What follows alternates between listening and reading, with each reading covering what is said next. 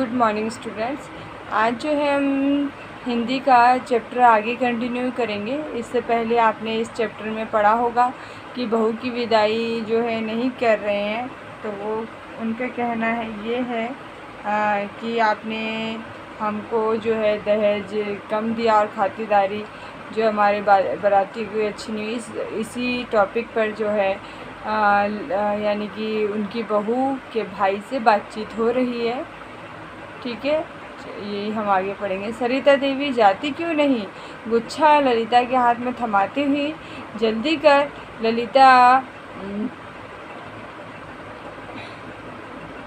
ललिता उठकर माँ जी कहती है और फिर सिसकने लगती है। सरिता देवी मेरी बेटी कहकर उसे हृदय से लगा लेती है।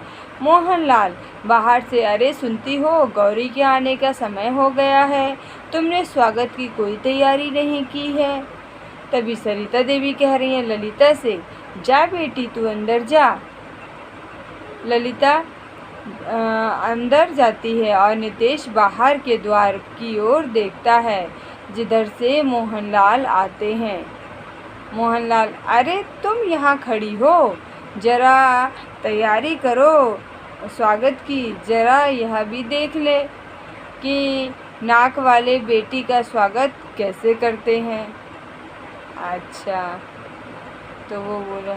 सरिता देवी चिढ़कर, ताने कसने के अलावा कभी सीधी बात नहीं निकलती तुम्हारे मुंह से, जब देखो तब बढ़ेगी बात।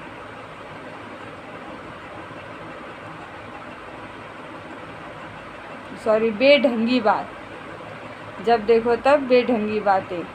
मोहनलाल, यहाँ लो, इसमें कौन सी गाली दे दी मैंने? सरिता देवी, तुम समझते हो कि दुनिया में एक तुम ही नाक वाले हो और सब नकटे हैं। सरिता देवी, तुम समझते हो कि दुनिया में एक तुम ही नाक वाले हो, बाकी सब नकटे हैं। मोहनलाल बोल रहे हैं, तुम्हें तो मेरी हर बात में बुराई ही बुराई दिखाई देती है। नितेश, तुम ही बताओ, मैंने कोई बुरी बात कही है? नितेश धीरे धीरे आगे बढ़ता हुआ, ठीक ही कहा है आपने।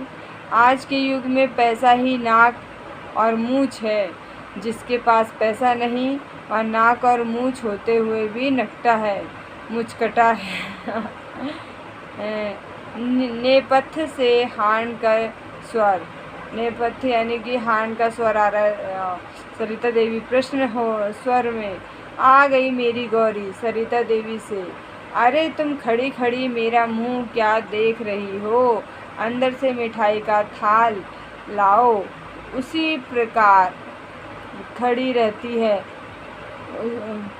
उसकी दृष्टि बाहर आने वाले द्वार की ओर है। नितेश भी उसी ओर देख रहा है और अंदर वाले द्वार के पर्दे की ओट में ललिता खड़ी है। बाहर से उसका हाथ दिखाई पड़ रहा है। मोहनलाल बड़े उत्साह से द्वार की ओर बढ़ते हैं। तभी बाहर से सुरेश आता है और वह एक हरे बदन का सुंदर नवयुवक है। पैंट और कमीज पहने हैं, हाथ में बरसाती कोट है, चेहरे पर उदासी के चिन्ह हैं।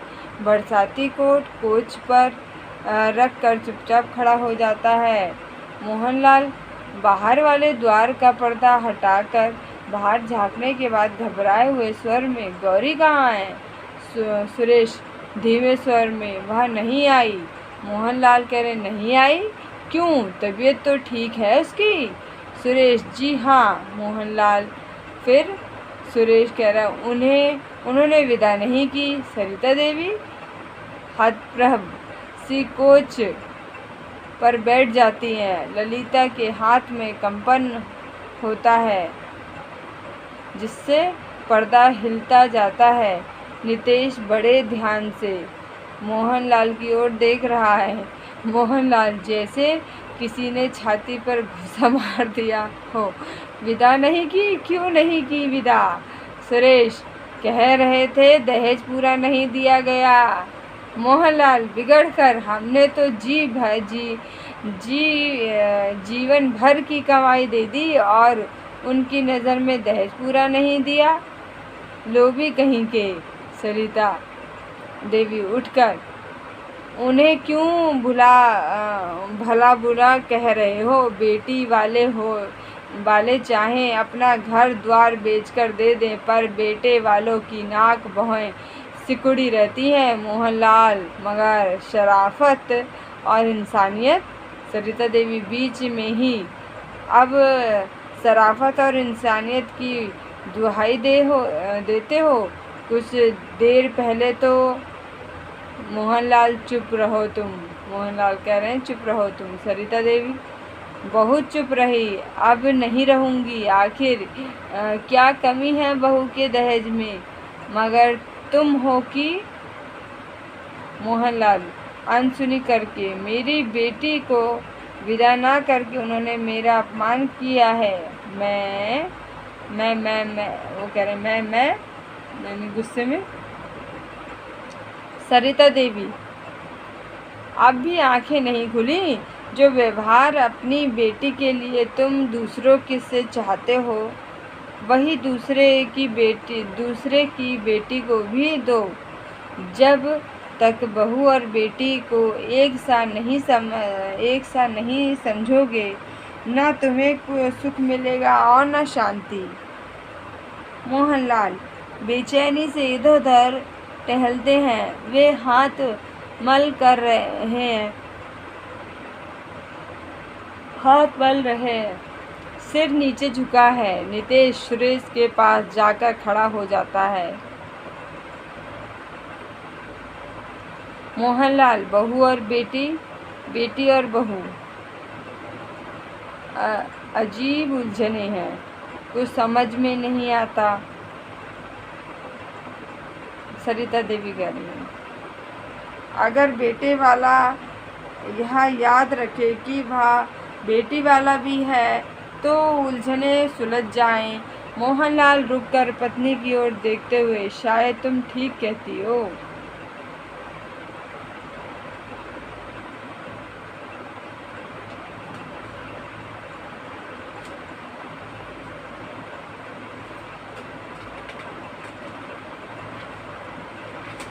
नितेश आगे बढ़कर धीमे स्वर में, अब मुझे आज्ञा दीजिए बाबूजी।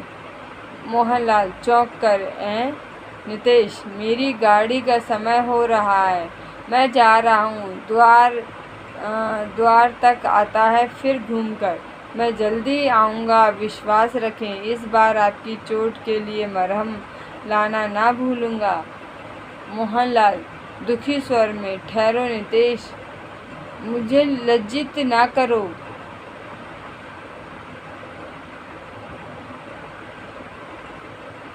उसके बाद क्या कह रहा है? मुझे लज्जित ना करो।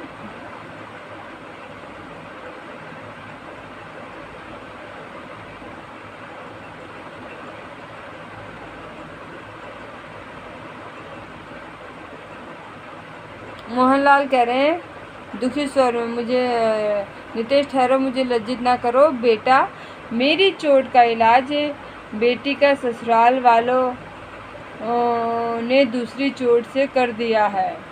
नितेश लौटता हुआ आश्चर्य से, बाबूजी। मोहनलाल निविश्वास छोड़कर, कभी कभी चोट भी मरहम का काम कर जाती है बेटा। सरिता देवी की ओर मुड़कर, अरे खड़ी खड़ी हमारा मुंह क्या ताक रही हो? अंदर जाकर तैयारी क्यों नहीं करती? बहू की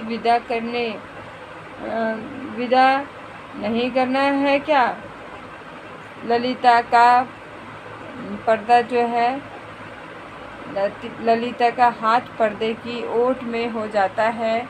वह हर्ष के आंसू पोंछती हुई शीघ्रता से अंदर आती है। सुरेश और नितेश मुस्कुराकर एक दूसरे की ओर देखते हैं। मोहनलाल मंद गति से खिड़की की ओर देखते हैं। चलिए इतना इस वीडियो में, बाकी नेक्स्ट वीडियो में इसकी एक्सरसाइज सॉल्व करेंगे। Okay. Thank you very much. Okay, bye bye. Have a nice day.